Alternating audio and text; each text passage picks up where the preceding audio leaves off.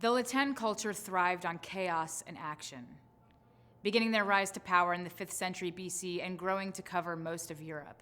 In fact, modern cultures from Ireland to Macedonia can trace their lineage back to Latin.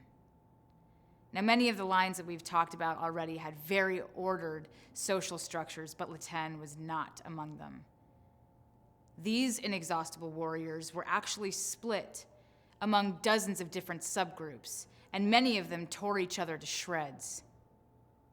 But in the end, these inter-clan skirmishes were just warm-ups for the big game, their long, vicious war with the Roman Empire.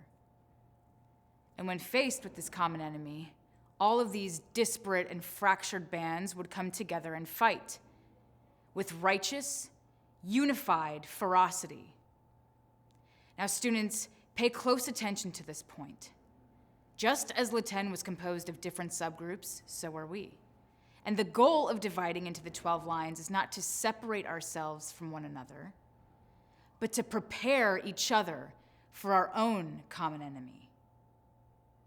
Now, of course, since history is written by the victors, Latin usually are referred to as barbarians, which conjures up images of thugs and brutes, but Latin were anything but barbaric. Yes, they were martial and fierce, but they also prized community and spirituality.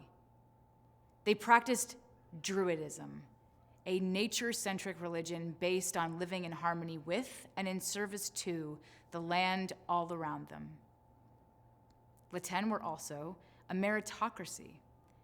Anybody could rise to the level of chieftain if they proved themselves worthy.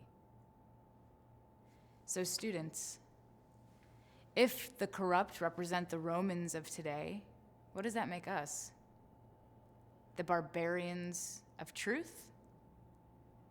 It has a nice ring to it.